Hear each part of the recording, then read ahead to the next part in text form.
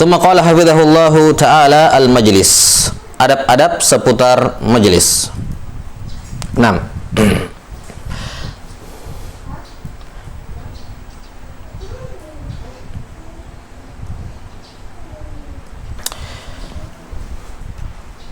Ada beberapa adab yang harus diperhatikan berkenaan dengan al-majlis. Sebelumnya, apa yang dimaksud dengan al-majlis?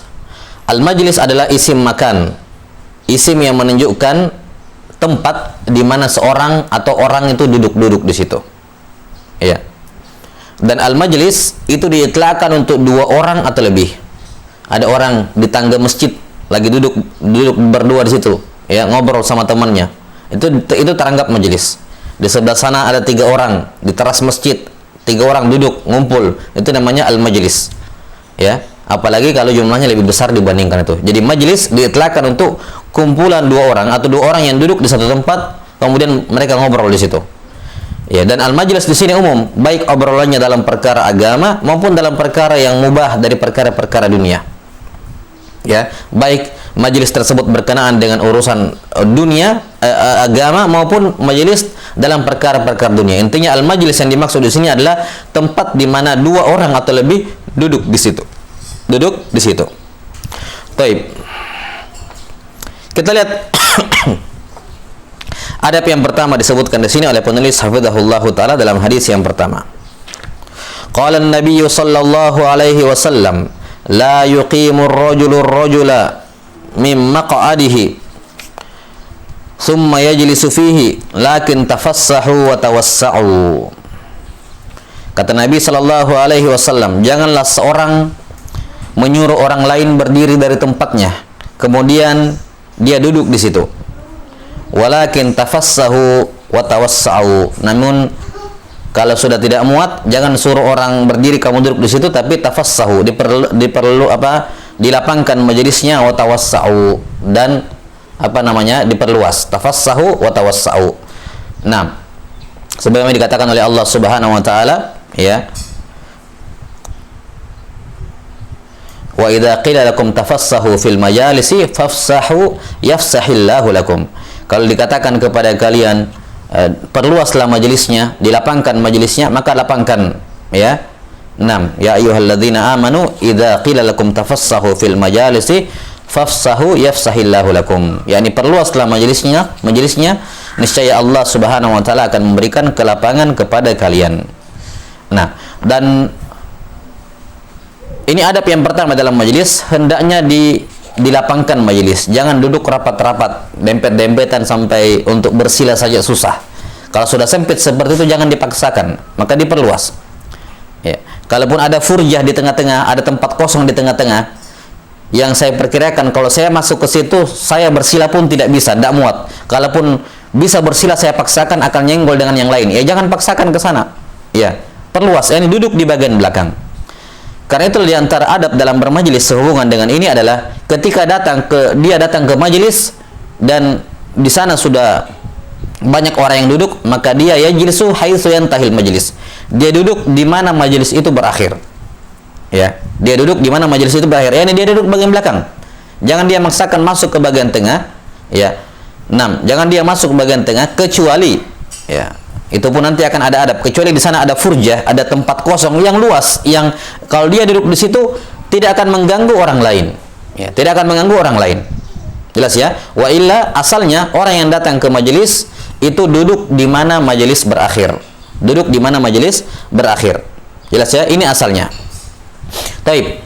Kemudian dikatakan oleh Allah Subhanahu wa taala tafassahu, yakni ya jangan datang ke tengah nyempit-nyempitin dan semacamnya, kemudian walaupun ada furja, walaupun ada tempat kosong di tengah, tapi tempat kosong ini kalaupun saya paksakan duduk situ saya akan dapat, tapi ya akan sulit untuk bergerak, maka jangan ke sana, duduk paling belakang. Itu diantara bentuk tafassahu fil majalis, ya, diantara bentuk apa? Tafassahu fil majalis.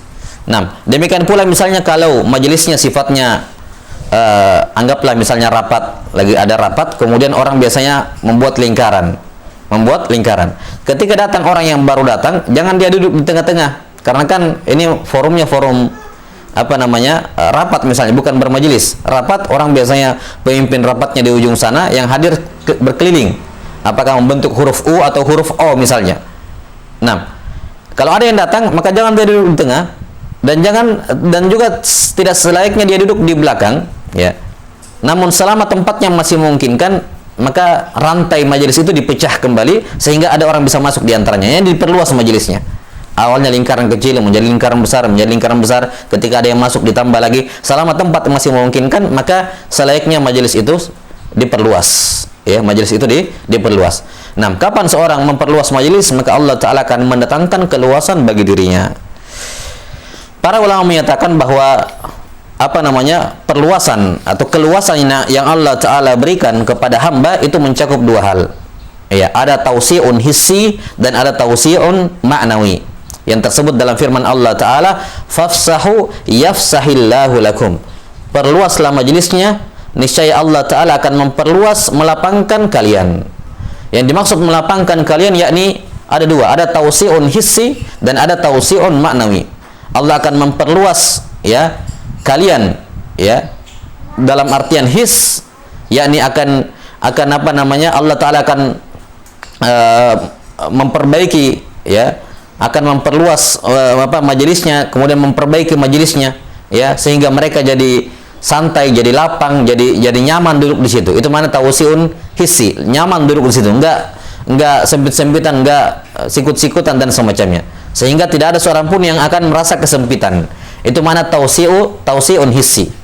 Dan ada juga bermana tausiun ma'nawi.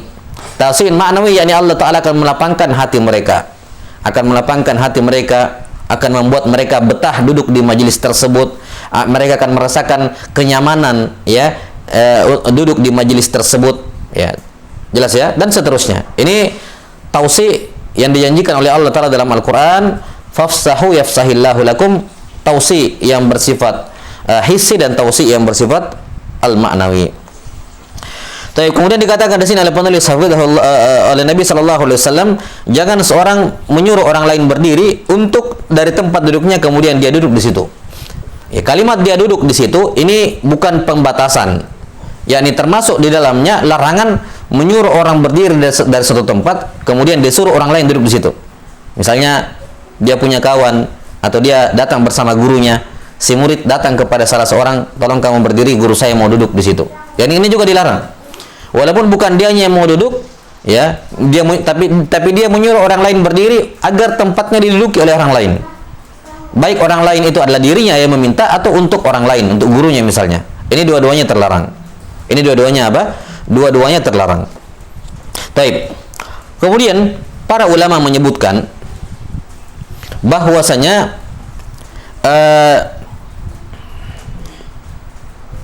atau kita baca hadis yang kedua karena ini berhubungan. Qala Nabi sallallahu alaihi wasallam, man qama min majlisihi thumma raja'a ilaihi fahuwa ahaqqu bih. Man qama min majlisihi thumma raja'a ilaihi fahuwa ahaqqu bih. Siapa yang meninggalkan tempat duduknya di majelis, kemudian dia akan datang kembali, yakni dalam jangka waktu yang dekat, dan dia memang berniat akan kembali dalam jangka waktu yang dekat, ya, dia mau kembali ke situ, maka dia yang lebih berhak menempati tempat duduknya. Baik. Kalau kita hubungkan antara dua hadis ini, ya, boleh saja seorang itu menyuruh berdiri orang lain dari tempat duduknya untuk dia duduk di situ, kalau dia lebih dahulu di situ. Kalau kita hubungkan dengan hadis ini, misalnya, saya duduk di suatu tempat, mengikuti pengajian, majelis dan semacamnya. Kemudian atau rapat misalnya, rapat yayasan atau yang semacamnya, kita katakan tadi perkara agama maupun perkara dunia, apa saja. Kemudian saya ke kamar kecil, saya minta izin, saya ke kamar kecil, saya akan kembali lagi. Saya ke kamar kecil sebentar, habis itu wudu, saya datang kembali, ada orang duduk tempat saya. Apakah boleh saya suruh dia berdiri? Jawabannya boleh. Kenapa? Karena kata Nabi SAW, siapa yang duduk di satu tempat, kemudian dia tinggalkan dan dia akan kembali lagi ke situ, maka dia lebih berhak di situ. Maka dia boleh menyuruh orang tersebut berdiri. Maaf, ini tempat saya tadi, saya cuma keluar sebentar, ada uzur sedikit, saya datang kembali. Maaf, tempat saya di situ, tolong minggir. Maka boleh yang seperti ini. Maka hadis yang pertama yang melarang orang lain berdiri dari tempatnya, ya, untuk kemudian duduk di situ, ini dikecualikan apa? Dikecualikan keadaan yang seperti ini. Yakni dia lebih berhak untuk duduk di situ. Kenapa? Karena dia duluan duduk di situ, kemudian dia pergi sebentar dengan niat akan kembali lagi. Jelas ya? maka dia boleh atau berhak untuk menyuruh orang tersebut pindah untuk dia duduk di situ. Dari sini dipahami kalau dia meninggalkan tempat itu dengan niat tidak akan kembali lagi, ya, dengan niat tidak akan kembali lagi, kemudian setelah itu datang, maka dia sudah tidak berhak untuk menyuruh orang itu pindah. Kenapa? Dia tadi tinggalkan majelis itu dengan niat tidak akan kembali lagi, maka dia tidak punya hak lagi untuk menyuruh orang pindah. Jelas ya? Kata para ulama, syaratnya dia boleh menyuruh orang pindah kalau dia pergi kemudian dia akan kembali lagi. Kemudian yang kedua, waktunya tidak lama, sebentar, secara uruf, ke kamar mandi atau hal yang biasa dilakukan sebentar. Ya, uzur-uzur yang menyebabkan seorang itu keluar dari majelis. Misalnya dia perlu mengangkat telepon penting, mengganggu kalau di majelis, dia minta izin misalnya keluar sebentar mengangkat, diizinkan, kemudian dia balik lagi. Ini uzur-uzur yang biasa orang tinggalkan majelis karenanya. Ya. Maka kalaupun tempat saya di sini, saya mau tinggalkan dulu, saya mau pergi dulu, ya, tapi saya akan kembali lagi. Kapan? Sejam lagi. Ini tidak berhak lagi dia. Sudah boleh diambil tempatnya. 1 jam itu jangka waktu yang lama. Ya, jelas ya. Maka syaratnya harus ada 2. Yang pertama, niat kembali. Kalau dia sudah niat tidak kembali, walaupun sebentar, misalnya saya sudah niat tidak bisa lanjut lagi majelis. Saya karena ada suatu hal yang penting misalnya. Saya sudah niat, saya tinggalkan majelis, saya tidak niat kembali lagi. Sesampai di luar misalnya, datang telepon, nggak jadi kita ketemuan atau nggak jadi acara ini, rapat ini nggak jadi. Sudah, saya mau kembali lagi ke majelis. Ketika saya kembali lagi, saya sudah tidak berhak lagi dengan tempat itu. Kenapa? Saya tadi sudah punya niat tidak akan kembali lagi, walaupun kenyataannya kembali. Walaupun sebentar, tapi dari awal dia sudah punya niat meninggalkan majelis tersebut, maka dia sudah tidak berhak lagi. Jelas ya? Jadi orang yang sudah duduk di satu tempat, kemudian dia pergi, ya, kemudian dia pergi dan dia datang lagi, maka dia tidak punya hak, ya, untuk menyuruh orang lain itu pindah dari tempat duduknya, kecuali kalau memenuhi 2 syarat. Syarat yang pertama adalah dia perginya, dia dari awal niat akan kembali lagi, dan yang kedua dalam jangka waktu yang sebentar, tidak lama, secara uruf tidak lama. Bila sampai sini ya. Baik, maka ini pengecualian yang pertama dari hadis yang pertama. Tidak boleh menyuruh orang lain berdiri kecuali dalam konteks seperti ini.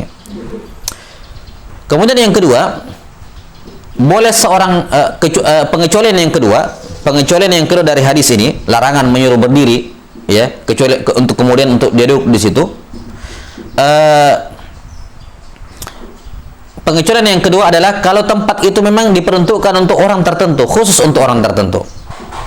Misalnya di majelis ilmu ada qori. Qori itu biasanya mungkin di sebelah kiri atau sebelah kanannya pemateri, atau di sebelah depannya dan semacamnya. Yang jelas ada memang tempat disediakan meja yang jadi qori tetap majelis tersebut. Dia pembaca tetap di situ. Lantas ada orang datang, tidak tahu apa-apa, duduk di situ di tempatnya qori. Ya, apakah boleh disuruh pindah? Jawabannya boleh, walaupun qorinya belum datang sebelumnya. Kenapa? Itu tempat khusus. Itu tempat khusus. Tolong minggir dulu. Ini tempatnya qori. Maka tidak ada masalah yang seperti ini. Ya, tidak ada masalah yang seperti ini. Taib. Maka termasuk pelanggaran apa yang biasa terjadi dalam majelis-majelis seperti itu, ya. Ya, dalam majelis-majelis. Ya. Maka ketika kita datang duduk di situ, ada tempat kosong, kita duduk di situ. Tiba-tiba ada orang mengklaim misalnya, saya duluan di situ, maka tidak apa-apa minggir. Jangan suudzon atau jangan merasa dia ini arogan dan semacamnya. Enggak. Asalnya ucapan dia jujur. Kita kan baru datang, kita nggak tahu siapa yang duduk sebelumnya di situ. Bisa jadi ada orang. Nah, kalau ada orang yang duduk di situ dan mengatakan, maaf saya duluan di sini tadi, saya keluar sebentar, maka silakan minggir. Itu di antara bentuk keberkahan majelis. Jangan tersinggung, jangan merasa diusir dan semacamnya. Jelas ya? Ini di antara bentuk-bentuk adab dalam bermajelis. Kemudian termasuk pelanggaran yang kadang terjadi, ada seorang yang misalnya sholat qobliyah zuhur duduk misalnya, dia duduk di di soft pertama, cuman dindingnya jauh ke depan, mic-nya di depan misalnya, ada jeda space lagi. Nah, kemudian dan dia seorang muadzin atau dia akan iqamat. Nah, kemudian ketika dia akan qomat, dia tinggalkan soft pertama tersebut untuk maju ke depan. Maka tidak boleh ada orang di belakang datang mengisi tempat tersebut. Kalau ada yang datang mengisi tempat tersebut, ya, setelah selesai qomat dia balik mundur, ya orang itu harus mundur. Itu tempat dia pertama. Ya, kebanyakan terjadi yang kita lihat kadang habis qomat kasihan mundur ke belakang karena tempatnya diambil sama orang dari saf kedua. Nah, ini tidak dibenarkan yang seperti ini. Ya. Dan ini diantara adab-adab majelis untuk mencegah adanya wahsyah, adanya clash di antara sesama kaum muslimin. Ya, hal-hal yang seperti ini hendaknya diperhatikan sebagai bentuk tindakan preventif dari Islam. Jangan sampai terjadi hal-hal yang tidak diinginkan, adanya wahsyah, adanya tanafur, at-tabaghud di antara hati hati orang-orang yang beriman. Taib. Kemudian di antara adab bermajlis yang disebutkan dalam hadis riwayat Imam Al-Bukhari tentang 3 orang yang datang dalam majlis itu. Ya. Ala ukhbirukum anin nafaris salasah. Ingin aku kabarkan kepada kalian tentang 3 orang yang datang ke majlis. Ya. Fa ammal awwalu fa'awa ila Allah fa'awahu Allah. Orang yang pertama dia lihat furjah, tempat kosong di tengah majlis dan lapang, masih bisa lapang, maka dia masuk. Nah, ketika dia masuk mengisi tempat kosong itu yang betul-betul kosong, bisa 2 orang duduk di situ misalnya, sehingga apalagi kalau 1 orang akan lapang, maka hendaknya dia ketika dia masuk ke tengah majelis tersebut jangan dia melangkahi leher-lehernya orang atau melangkahi lutut-lututnya orang. Ketika lutut sama lutut ketemu jangan dia langkahin seperti ini. Itu kurang bagus, kurang beradab. Maka hendaknya dia minta izin agar orang mengangkat lututnya sehingga dia bisa lewat. Ya, bukan melangkahi bahu orang lain, ya, melangkahi lutut apalagi melangkahi bahu. Itu hal yang kurang beradab. Maka selayaknya minta izin agar orang membuka lututnya kemudian dia bisa lewat. Kalaupun misalnya tidak dibuka lututnya tapi dikatakan silakan lewat saja, nggak ada masalah, ya sudah. Tapi asalnya tidak seperti itu. Asalnya adalah dia berjalan dengan tanpa melangkahi siapapun. Tidak melangkahi bahunya orang, tidak juga melangkahi lututnya orang, pahanya orang. Asalnya minta izin supaya dibukakan jalan. Ya, kalau memang ada tempat kosong di situ. Dan ini yang paling afdol yang dikatakan oleh Nabi sallallahu alaihi wasallam, fa ammal awal fa'awa ila Allah fa'awahu Allah. Adapun yang pertama dia mendekat kepada Allah, maka Allah memberikan perlindungan kepadanya. Wa amma tsani, orang yang kedua duduk di akhir majelis padahal ada furja di belakang. Dia duduk di belakang karena malu-malu ke tengah. Ya, fastahya Allahu min. Dia malu kepada Allah sehingga duduk di belakang, maka Allah pun malu kepadanya. Wa amma tsalitsu fa'arada Allahu an. Adapun yang ketiga dia meninggalkan majelis, maka Allah pun berpaling darinya. Taib. Maka di sini sekali lagi pada dasarnya ketika seorang datang maka duduk di mana majelis berakhir. Jangan dia paksakan masuk walaupun masih muat, tapi kalau masuk akan sempit-sempitan, maka jangan dia paksakan masuk di tengah. Duduk di mana majelis berakhir. Nah, kata beliau, la yuqimur rajula min maq'adihi thumma yajlisu fihi walakin tafassahu wa tawassau. Ya, maka termasuk hal yang keliru di masa sekarang atau kadang terjadi, kadang majelis masih lama, ada seorang santri sudah pasang sajadahnya di situ, kemudian pergi kemana? Ya, nanti datang majelis, datang itu sajadah saya di situ. Ini nggak boleh dia coupling tempat seperti itu. Ini kalau kamu paling depan, ya kamu harus datang duluan. Jangan sajadahnya datang duluan, dia belakangan datang. Ini tidak beradab dalam majelis. Ya, kalau seperti ini keadaannya, maka dia tidak berhak dengan tempat tersebut. Dia harus singkirkan sajadahnya ke tempat lain di belakang. Jelas ya? Dan itu tidak ada masalah karena siapa yang pertama kali datang ke majelis maka dia yang lebih berhak dengan tempat tersebut. Sebagaimana yang disebutkan tadi, dia lebih berhak. Adapun sekedar pasang sajadah lebih dahulu sebelum majelis dimulai kemudian dia menganggap itu sudah di coupling, maka ini hal yang tidak dibenarkan.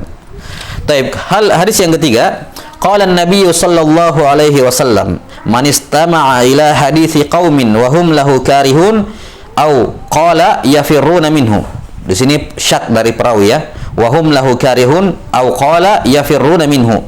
Yani asal hadisnya man istama'a ila hadithi qaumin wa hum lahu karihun atau wa hum yafirruna anhu subba fi udhunihil anuku yaumal qiyamah. Ya, siapa yang istama'a, mendengarkan, ila hadisi qaumin, menguping pembicaraan orang lain dalam keadaan mereka tidak suka untuk dikuping, ya, untuk didengarkan ucapannya, atau bahkan memang dia tidak ingin memperdengarkan kepada orang tersebut secara khusus orang itu, yafirruna minhu, ya, Yani saya tidak mau didengarkan ucapan ini oleh orang lain, apalagi si dia nih secara khusus. Nah, gitu. Lantas dia nguping, subba fi udhunihil anuk, akan dituangkan di telinganya al anuk, yani ar-rasas al-mudhab, apa tembaga yang dicairkan, yang tembaga cair, akan dituangkan pada telinganya al anuk yaumal qiyamah sebagai bentuk al jaza min jinsil amal, hukuman juga balasan, ya termasuk di dalamnya hukuman sesuai dengan jenis amalan. Ketika dia nguping omongannya orang, maka akan dituangkan apa namanya al-anuk pada hari kiamat. Ini menunjukkan bahwa ini perbuatan dosa besar, bukan dosa kecil. Ini dosa besar karena diancam dengan siksa neraka. Taib.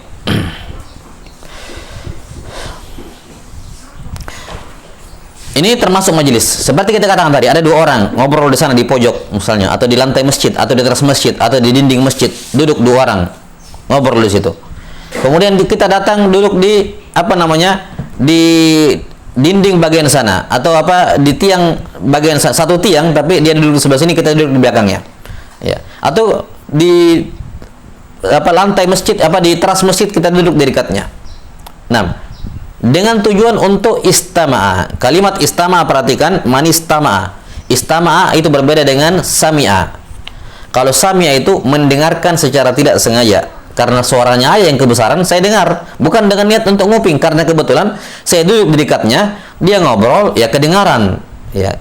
Memang karena mungkin tempat lain sudah penuh, saya duduk di situ, atau mungkin tempat itu yang pas, yang cocok, yang nyaman, saya bisa nyender di situ, ada orang di dekat saya ngobrol, kedengaran suaranya masuk. Ya, karena saya nggak tuli, yang seperti ini tidak ada masalah. Jadi sekedar sami'ah, sekedar mendengar itu tidak salah. Yang salah adalah istama'a, yakni sengaja datang untuk mendengar, bahkan fokus untuk mendengar. Nah, fokus untuk mendengar. Ini juga butuh difahami. Jadi yang terlarang di sini adalah imma dari awal dia duduk dekat situ dengan tujuan untuk mendengar, atau awalnya dia duduk di situ bukan untuk tujuan mendengar, memang karena ada keperluan lain, atau dia sekedar duduk di situ, orang di sampingnya agak besar suaranya, akhirnya kedengaran. Maka ketika kedengaran tidak ada masalah dia dengar. Yang bermasalah adalah kalau setelahnya dia lanjutkan pengen dengar. Jadi awalnya tidak punya niat pengen dengar, tapi kemudian belakangan dia punya niat ingin menguping. Maka yang seperti ini juga masuk dalam ancaman ini. Jelas ya? Kenapa? Karena majelis, ya seperti yang kita katakan sebelumnya, majelis pada dasarnya itu sifatnya privasi. Apalagi kalau 2-3 orang ngumpul di situ, sifatnya privasi. Ya. Maka karena itulah hendaknya orang yang datang ke dalam majelis ini juga terkait istidzan yang sebelumnya, minta izin masuk. Ya. Materi sudah dimulai, majelis sudah dimulai, ya. Majelis sudah mau dimulai. Datang orang terlambat, ya. Maka mimbabil adab dia minta izin masuk. Setidaknya dia mengabarkan kepada yang yang membawakan materi, kalau memungkinkan misalnya, kalau memungkinkan, ya. Maka dia minta izin masuk. Ya. Nah, walaupun itu tidak mutlak karena tidak bersifat mengharuskan, karena namanya pengkajian kan untuk umum, memang materi untuk umum, maka tidak perlu tidak wajib izin. Ya, berbeda dengan duduk 2-3 orang seperti ini. Kadang sifatnya privasi itu lebih besar. Yani zonnul ghalib kita ini privasi mereka bertiga, obrolannya pun privasi. Maka tidak selayaknya ada orang datang nguping ke situ. Jelas ya? Ini termasuk adab dalam bermajelis. Nah, kemudian ada adab majelis lain yang penulis hafizahullah taala tidak sebutkan di sini, dan itu tentunya perkara yang wajar karena ini adalah ringkasan. Ya. Yang pertama adalah dimakruhkan seorang duduk di majelis yang bercampur di dalamnya cahaya matahari dengan bayangan. Nah, cahaya matahari dengan bayangan. Ini saya kira jelas ya, ini maksudkan apa? Jadi ada tempat kalau kita duduk di situ, sebagian tubuh kita kena matahari dan sebagian lain tidak kena matahari. 6. Ini berdasarkan hadis riwayat Ibnu Majah dengan sanad yang hasan, ya. 6. Dimakruhkan ya untuk seorang duduk baina dhilli wasyams, ya, di antara bayangan dengan matahari. Ini tempat atau majelis yang tidak selayaknya dia duduk di situ. Ya, dia duduk di situ. Yani imma dia masuk ke bayangan seutuhnya atau dia keluar ke cahaya matahari seutuhnya. Baik. Kemudian juga di antara adab majelis adalah dianjurkan berzikir kepada Allah Subhanahu wa taala di majelis tersebut. Setidaknya membaca hamdalah, kemudian membaca salawat ala Nabi sallallahu alaihi wasallam. As-salatu ala Nabi sallallahu alaihi wasallam. Nah, karena majelis mana saja ya, la yadhkuruna Allah ya fihi wa lam yusallu ala nabihim. Ya, kata Nabi sallallahu alaihi wasallam, ayu majelis mana saja ya, di mana seorang tidak menyebut nama Allah di dalamnya dan tidak bersalawat kepada Nabi sallallahu alaihi wasallam di dalamnya, ya kecuali itu akan menjadi tirah, yakni hasrah, penyesalan bagi mereka pada hari kiamat. Ya, maka dianjurkan berzikir, tentunya kalau majelisnya memungkinkan dia, setidaknya dia mengucapkan hamdalah sendiri, salawat sendiri, kemudian mendengarkan materi. Ya, bukan maksudnya berzikir sepanjang majelis. Ya, ngapain dia duduk di majelis taklim mendengarkan kajian kalau dia ingin fokus berzikir? Ya, menjadi majelis lain saja sendiri. Jadi maksudnya di sini yang penting dia sudah menyebut nama Allah di majelis tersebut, sudah bersalawat walaupun satu kali, maka sudah cukup. Kemudian di antara adab dalam majelis adalah hendaknya menutup majelis dengan doa kafaratul majelis. Ya, yang ma'ruf, subhanakallahumma wa bihamdik, asyhadu an la ilaha illa anta astaghfiruka wa atubu ilaik. Dan ini akan disebutkan nanti oleh penulis hafizahullahu taala di akhir. Ya.